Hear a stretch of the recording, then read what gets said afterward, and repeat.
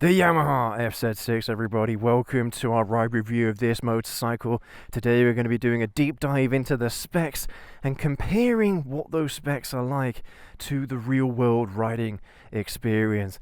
And to be fair, this one is the 2006 model. I think Yamaha started making these in 2004, but the design overall I think has really held up well.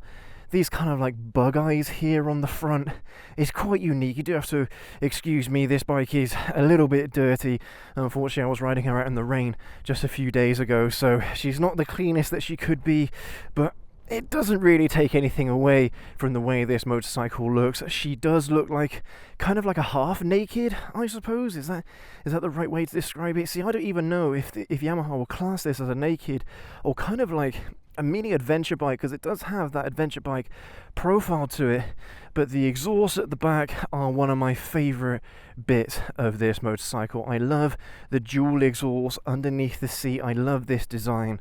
I think it's absolutely fantastic. A very stereotypical kind of mid-2000s design, and personally I think they should bring that back. I absolutely love it. Maybe not all that comfortable for the pillion, but in terms of looks, I don't think it gets any better than that of this era. To some of you, this might not be the nicest looking bike in the world, and I think I'd agree, but considering what this motorcycle is, kind of like a sporty tourer-ish kind of look, I think it looks really nice and really modern. This bike definitely stands out in a crowd, especially when you look at more modern bikes. Personally, I prefer the look of this bike to like the MT-07 and the MT-09, and maybe even the MT-10, even though the MT-10 is arguably one of, if not the best motorcycles that Yamaha have ever made. So as far as I'm aware, this bike is fully stock, apart from the addition of these frame sliders here, some nice big chunky ones.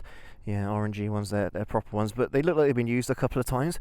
No matter, there are some marks here and there on the bike, but look, it's a 2006 bike, it's nearly 20 years old. I'm going to give it a break on the cosmetic front. I don't really care so much about the way how this bike looks, but this is how you can tell that a bike has been dropped. You look at the pinion handles, you look at the sides, you look at the handlebars here, the edge of the handlebars, or maybe even the edge of the wing mirrors. Yeah, just take a look at those and you'll know if this bike has been dropped on one side or another, but I don't really care about that, to be honest. But yeah, totally stock. A nice addition here is that center stand. You don't really see that very much on a lot of bikes these days. It's a really great thing to have. It means you don't have to have a paddock stand to do oil changes and things. Maintenance becomes a lot easier if you have one of those center stands. But anyway, let's have a little listen to the soundtrack of this bike. Again, totally stock exhaust, not the loudest things in the world, but I don't mind the sound, to be honest with you. Here we go. She has been warmed up.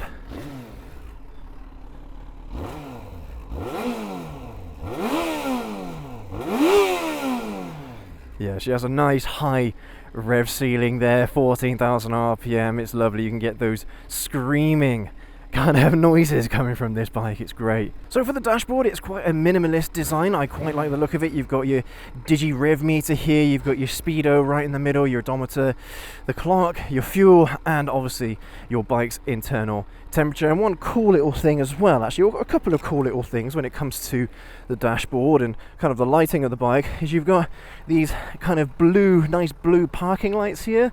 They're really cool, and also the dashboard itself illuminates that traditional Yamaha blue, which is nice to see rather than having like the traditional boring green or brown of these digi displays. But alright, hanging in there. It's a 360. Okay, right, let's go. Now this isn't a first impressions technically, because I've had this bike for a couple of weeks now and I've been riding it an awful lot. So, and like I said, I have done a couple of videos on this bike already. But in terms of the ergonomics here, she is incredibly comfortable. The handlebars are a really easy reach away. You don't have to reach for them. The seating position is nice and neutral, nice and upright. Foot pegs are a tad high, but nothing that, you know, you're not going to get any kind of soreness in your knees or anything like that. It's just past 90 degrees, I think, bend at the knee, and you know, a little bit under 90 degrees at the hip. Let's go this way. But yeah, all in all, a very comfy motorcycle.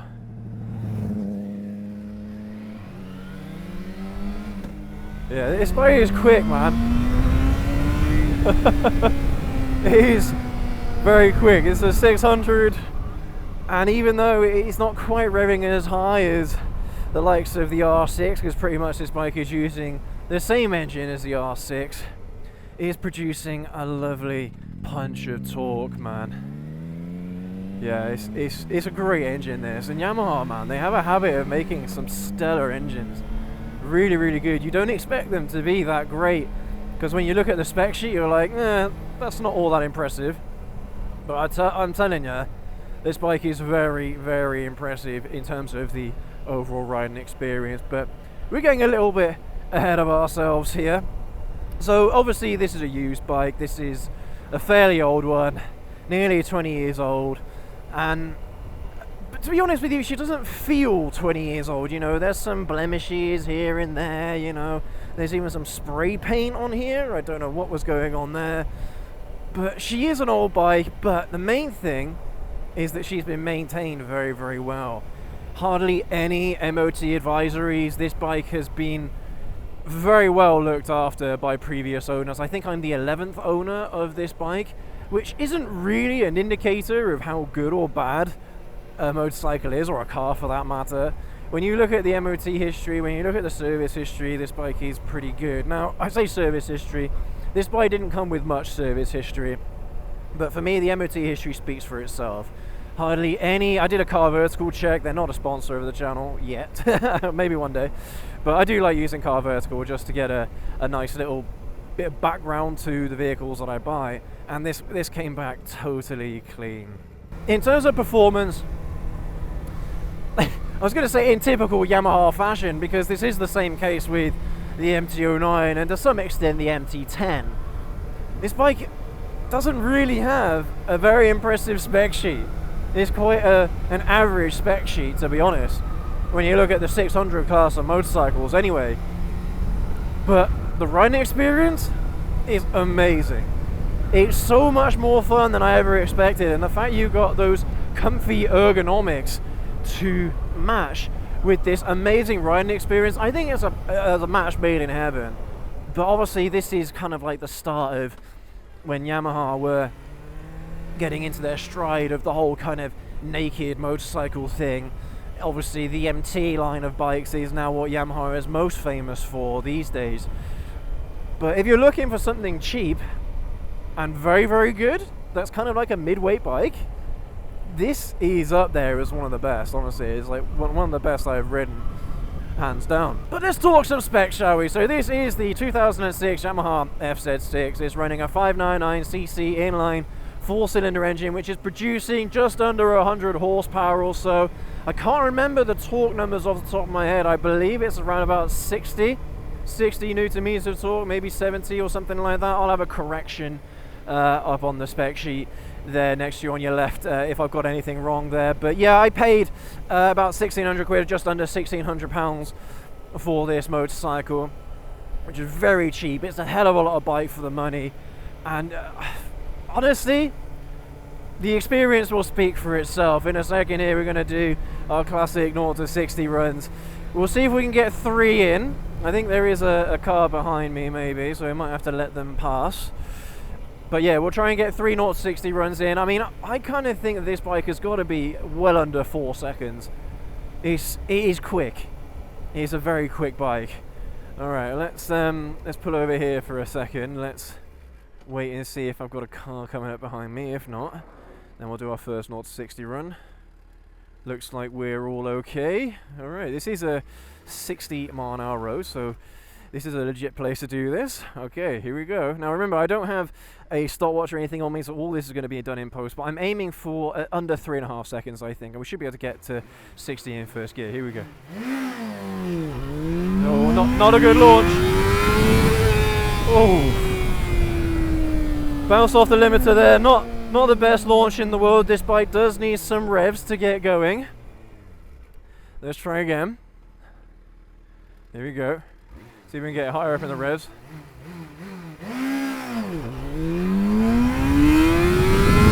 Oh!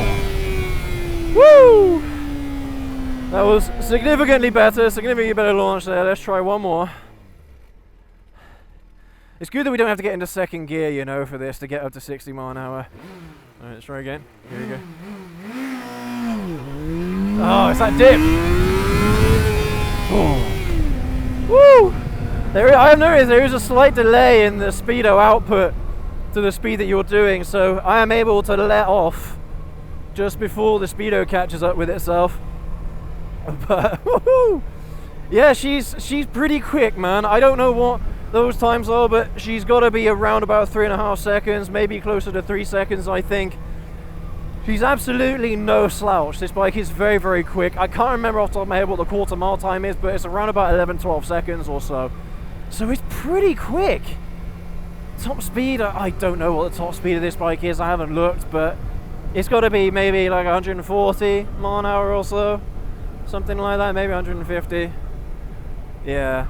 This is so much by you guys. The thing is as well is that the way how they've designed this bike, it's not just all about top end horsepower on this thing. Even though it does have a lovely amount of power coming up past 10,000 RPM, you do get a lovely punch at 5,000 RPM and over. So not a lot in the lower end RPMs for sure, but I'll see if I can demonstrate here. Now we are on a 30 mile an hour road now, but so we're at 4,000 RPM, and it's got that punch. That real punch there, right in that mid-range, and that juicy mid-range. To be honest with you, when it comes to street riding, it is by far the most important aspect of the rev range here. But it is very nice to have that top-end rev ceiling as well. If they could have got it up to 15,000 RPM, that would have been amazing. That would have been great. But look, this isn't an R6, all right? It has an R6 derived engine, but this isn't an R6. It probably doesn't have the same compression ratio as the R6, which is probably why the R6 is producing what, 120 odd horsepower from this generation, something like that. 120 top end horsepower, same amount of torque. So, I mean, I'm really impressed with this, but I think an R6 of this era would be even better. Because I am traditionally a sport bike guy. I like sport bikes, but when bikes like these come around, I'm so pleased, man. I'm so happy that I get to ride these kinds of bikes, because they're little gems, they're little diamonds in the rough. These bikes, they're very, very good. And this thing loves to wheelie. Let's have a look here. So we're in first gear. I haven't got a lot of space here, but let's have a go.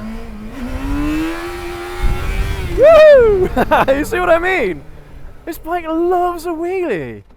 And I was shocked, man. When I first started practicing wheelies on this bike, I was shocked at how happy it is picking up that front end. Again, it's that mid-range torque that I was talking about earlier. It's got that punch that you really want in the mid-range to do little throttle ups like that. I say little, I mean that was quite a good one, I think, at least for my skill level anyway. But yeah, man, absolutely fantastic. A great riding experience, a hell of a lot of fun. And considering that a lot of people might overlook this bike these days, I think it's actually very, very good. All right? And I ride a lot of modern bikes, I ride a lot of the newer stuff. This is up there as one of the best riding experiences I've ever had. Genuinely, this is such a good bike, and because it's so cheap, I don't have to worry about dropping it or anything like that. Fun fact, I have actually dropped it once already, and that was when me and the wife shot our brake test video. We shot it with this bike. And I mean, speaking of the brakes, brakes aren't that great. The rear brake is very, very good, very, very sharp. But the front brake, the one that you arguably need the most, isn't that sharp. I don't know if it's because of the quality of the brake pads that were used, or if the brake fluid needs a changeover. I'll probably start off with the brake fluid, but yeah, brakes aren't that great on this bike at the moment.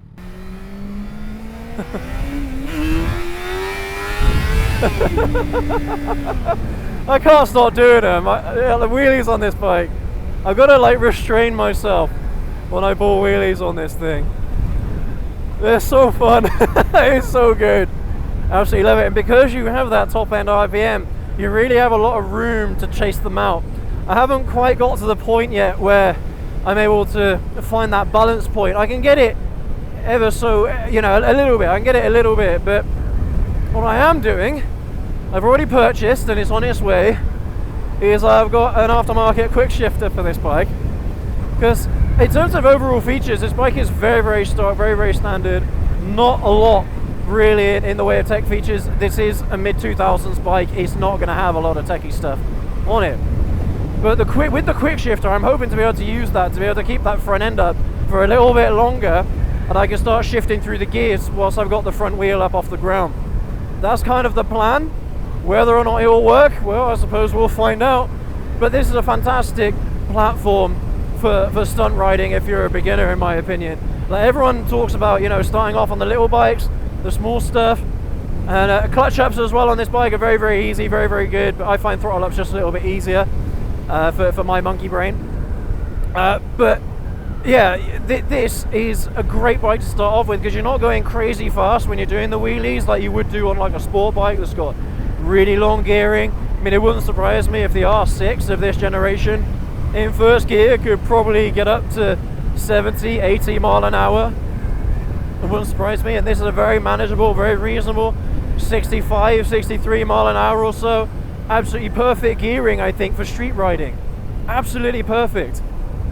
But it's a fantastic platform if you want to learn how to do wheelies in a nice controlled manner, because you can do them with the throttle or you can do them with the clutch. You can do them either way, in first or in second gear. I am rubbish at second gear wheelies. I have no idea how to do them. I know it's all about technique with the clutch, it's all about the clutch, but clearly my clutch control isn't perfect when it comes to trying to do wheelies or stunt riding. But regardless, I think, you know, if you're looking for a stunt bike, this is very, very good, especially because of the seating position that you're in, because you're not leaning over that front wheel.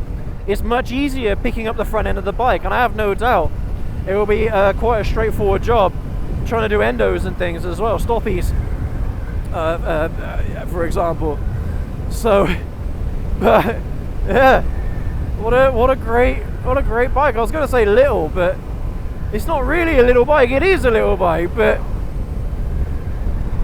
it's a 600. It is by no means a small bike, you guys. A 600 is certainly a big bike, and I did find in the service history that came with the bike that this was restricted to A2 back in the day. Can you imagine going from 96 or 98 horsepower, whatever it was, down to 33 horsepower? It's ridiculous. These days I don't think you're allowed to do that, but yeah, it came with a certificate, an A2 excuse me, an A2 certification. But this absolutely has been de-restricted once again, because the top speed is well above 100 mile an hour on this bike. Don't tell me how I know that, or don't ask me how I know that. But absolutely, yeah. So I mean, it's interesting, isn't it? That back in the day, you could restrict one of these types of bikes and unlock it once you get your full license and get a load of extra power. I don't think you can these days. I think inline fours are out of the question. I think the maximum, is a parallel twin that you can restrict. But I don't know, maybe I'm wrong there. Let me know down in the comment section below if this is still a bike that you could potentially de-restrict to A2. Let me know. But honestly, you guys, coming up to the end of our ride review here, it's very, very good. And if you've seen our opening few videos on this bike, you probably already get the picture, and you probably already know, but it is very, very good. Arguably quite an underrated bike as well. When I was doing my research on this bike, I was looking through forums to see what other riders were saying about it, and this bike is absolutely bulletproof in terms of reliability, by the way. I've seen these bikes with tens of thousands of miles all the way up to over 100,000 miles. This engine is very, very good, very, very reliable. But riders were poo-pooing on the lack of power and stuff like that. Honestly, I think it's perfectly adequate, especially for street riding, and especially if you want that 600cc like experience, but you don't want to go over the top like the super sport 600cc bikes do. This is a very well mannered, a very polite 600cc bike, which I think is a very, very good starting point for anyone who's looking to get into the big leagues. You know, because a lot of the things that you're going to see as like a kind of beginner friendly starter big bike are going to be parallel twins. This is your entry to inline fours, and it's very, very good. It's very, very good. I might let this biker behind me go past, because you know, I'm shooting a video. I got to try and stick to speed limits, and as much as it's boring, you know, this isn't the way how I normally ride. Yeah, I've got to ride like this for the videos. But I mean, going back to what features you get on this bike, you get the digi display, you get the parking lights at the front, and the nice blue parking lights at the front, and that's pretty much it. You don't get any adjustment on the front forks whatsoever. You get adjustment here on the front brake, which is great. None on the clutch. Oh, excuse me, you guys. I'm feeling a little bit under the weather today. Not feeling 100%. So bear with me. I think there is adjustment on the rear shock, but I haven't looked to see how much adjustment there is. But again, very forgiving suspension setup. Not very hard at all. Quite soft. It glides. This bike is built from the ground up to be a very good street bike, and that's exactly what it is. Because the foot pegs are hanging a little bit lower than the sport variant, I wouldn't recommend taking this bike on track, although you could get some pretty good lean angles with this bike. You can have a lot of fun on track, I'm sure, even with this bike, and especially because it's nice and cheap. Like, it's not something that you need to worry about if you crash it. Remember that a lot of insurance companies will not insure you to ride on track. So it is something that you got to keep in mind, you guys. So sometimes it is nice to have either an exclusive track bike, or if you are going to have a track bike, have one that is cheap, very, very cheap, especially one that you tend to commute with and stuff like that. Hey up, oh nice. I think that's FZ-6. But honestly, you guys, man, this is a great bike in so many ways. And when I first started riding it, I was so happy. It put such a smile on my face. And at the end of the day, spec sheets are one thing, but if the bike puts a smile on your face, then it doesn't matter what the spec sheets say, does it? You know what I mean? It doesn't matter. As long as you're happy with the bike, as long as you love it, well, the bike has a decent existence. You know what I mean? It's not one of those throwaway bikes that everybody hates. So, oh man, yeah, what a great bike this is. Well, you guys, this bike certainly gets my seal of approval. It's very, very good, and whatever you see in forums about this bike, honestly, I don't know if I'm just a modest guy, but you know, I have the big bikes. I've got the ZZR 1400. I've got my ZH2. You know, these are elite level bikes, top level bikes. And the fact that someone like me can turn around and say that this bike is very, very good and very, very fun speaks volumes, you guys. I'm not a middleweight rider. I like riding the big bikes. I like riding the 1 liters. I like riding the 1400s. All right, I like riding big bikes, really big bikes, super heavyweights. But this, honestly, in terms of overall satisfaction, this is in lockstep with those bikes in so many ways. No, it doesn't have all the features. It doesn't have a quick shift. It doesn't have cruise control and all that. It's too old for any of that stuff. And of course, in terms of maintenance, this bike, it's so easy, you know, finding the space to maintain, because you haven't got to take off any fairings or anything like that. You've got access to everything that you need without having to worry about, you know, having to take this off or that off first. Very convenient bike, you guys, in so many ways. This is a great bike. Very, very good. I'm pleased with it, you guys. And it's got just the right amount of power when you want it for street riding. Yamaha have geared this absolutely perfectly. They've got the power delivery absolutely perfect for this kind of bike for street riding. Honestly, man, it's very, very, very good. And I'm not surprised that people do tens of thousands of miles on this thing, because it's really good. But anyway, you guys, you let us know what you think down in the comment section below about this Yamaha FZ-6. Let me know if you've owned one of these bikes before, how you felt about it when you owned it, and whether or not you would buy one again. Do you miss it? Is it a bike that you miss? Let me know down in the comment section below. And of course, please go ahead and leave that like, hit that subscribe button and that notification bell down there. I'd really appreciate it. It really helps us out, you guys. If you leave us a comment, it helps boost this video in the algorithm. It helps get this video out to more and more people that need to know how good these bikes really are. And thanks again, you guys. You take care, you ride safe. We'll catch you all in the next video. Have a good one.